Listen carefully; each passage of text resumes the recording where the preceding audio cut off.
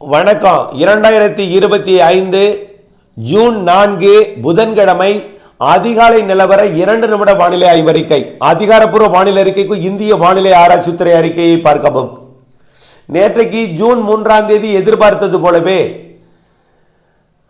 சேலம், கள்ளக்குறிச்சி, விழுப்புரம் மற்றும் தலைநகர் பகுதியாம் சென்னை, மேலும் டெல்டா மாவட்டங்களில் கூட ஒரத்தநாடு சுற்றுவட்டார பகுதி வரைக்கும் கூட மழை, நீலகிரி, வால்பாறை பகுதிகளிலேயும் மழை.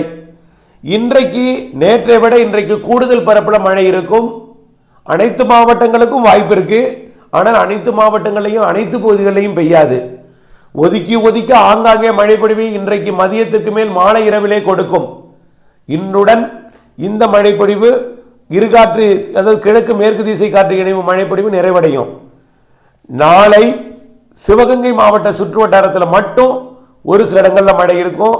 5ஆம் தேதி, 6ஆம் தேதி, 7ஆம் தேதி, 8ஆம் தேதி மழை வாய்ப்பு குறைவு. 8ஆம் தேதி புதிய வளிமண்டல சுழற்சி காரணமாக தென்மேற்கு பருவமழை மெல்ல தொடங்கும்.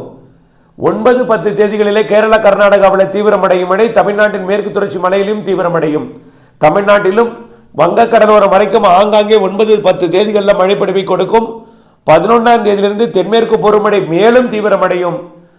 11லிருந்து 15ஆம் தேதி வரை தமிழ்நாட்டின் மேற்கு தொடர்ச்சி மலைப்பகுதிகள், கேரளா மற்றும் தமிழ்நாட்டின் மேற்கு மாவட்டங்கள், கணவாய் காற்று பகுதிகளில் வலுவான தென்மேற்கு பருவமழை பொழியும்.